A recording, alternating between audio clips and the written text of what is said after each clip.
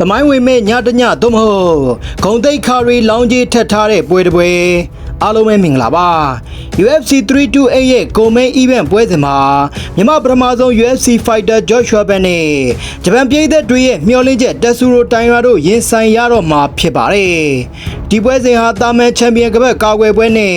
ချန်ပီယံကပတ်စိန်ခေါ်ပွဲမျိုးမဟုတ်ပါဘူးဂျပန်နိုင်ငံအတွက်ပထမဆုံး UFC ရွှေကပတ်ကိုယူဆောင်ပေးဖို့တာဆူးနေတဲ့စိန်ခေါ်သူဂျပန် fighter တက်ဆူရိုတိုင်ရာနဲ့သူ့ကိုဝေဖန်နေသူတွေအားလုံးကို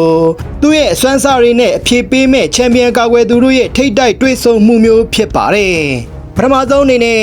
ချန်ပီယံကပတ်စင်ကောခွင့်ရရှိသွားသူဂျပန်ဖိုက်တာတက်ဆူတိုင်ရတဲ့အကြောင်းကိုပြောလိုက်ကြရအောင်ဗျာဂျပန်နိုင်ငံဟာကိုယ်ကံပညာမှာနာမည်ကြီးပေမဲ့ UFC သမိုင်းတစ်လျှောက်မှာတော့အမျိုးသားချန်ပီယံတယောက်မှမပေါ်ထွက်ခဲ့သေးပါဘူးတိုင်ရာဟာ18ပွဲနိုင်တစ်ပွဲရှုံးဆိုတဲ့ကြောက်မက်ပွဲမှတ်တမ်းနဲ့အတူဂျပန်နိုင်ငံရဲ့ပထမဆုံး UFC ချန်ပီယံဖြစ်လာဖို့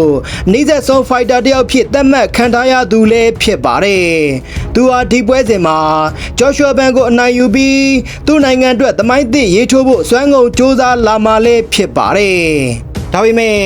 သူ့ရှိမှခံနေတာကတော့ကျွန်တော်တို့ရဲ့မြန်မာဖိုက်တာလေး Joshua Ben ပဲဖြစ်ပါတယ် Joshua Ben ဟာ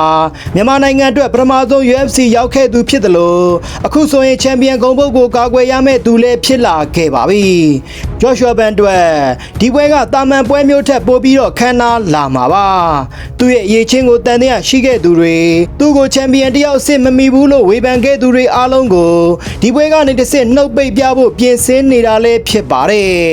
The Fearless ဆိုတဲ့နာမည်အတိုင်းဘယ်သူကမှမကြောက်ဖက်ရှေ့တိုးထိုးသက်မဲ့ Joshua Ben ကိုကျွန်တော်တို့ဒီပွဲစဉ်မှာမျက်ဝါးထင်ထင်မြင်တွေ့ရအောင်မှာပါဂျပန်ဖိုက်တာတိုင်ရာက Joshua Ben ထက်အရက်ပိုရှည်ပြီးလက်တံလည်းပိုရှည်ပါတယ်သူကအကွာဝေးကိုထိမ့်ပြီးမြေပြင်တိုက်ပွဲ Kremlin ကိုဆွဲခေါ်သွားဖို့ကြိုးစားလာမှသိကြပါတယ်ဒါပေမဲ့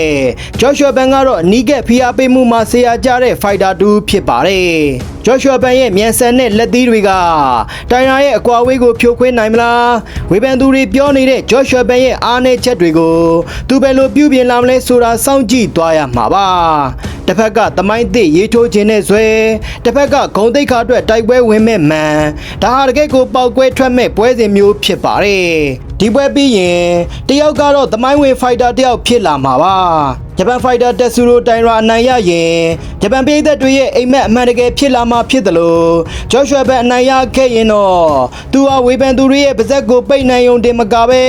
ကမ္ဘာစစ်ဖိုက်တာတူဖြစ်ခိုင်ခိုင်မာမာရက်တီပြသွားနိုင်မှာလည်းဖြစ်ပါတယ်အမေရိကန်နိုင်ငံနယူးဂျာစီမှာမေလ10ရက်နေ့မနက်ပိုင်းကျင်းပမဲ့ဒီပွဲစဉ်ဟာမြန်မာပြည်သက်တွေအတွက်ရောဂျပန်ပြည်သက်တွေအတွက်ပါသက်ရှူမလောက်စရာပွဲမျိုးဖြစ်ရှိနေပါကြောင်းသုံးသပ်ပြောကြရင်ကျွန်တော်တို့ရဲ့စီစဉ်လေးကိုဒီနေရာမှာပဲရပ်နာလိုက်ပါစေဗျာကြည့်ရှုနားဆင်ကြတဲ့အတွက်အားလုံးပဲချမ်းသာချမ်းသာကြပါစေခင်ဗျာ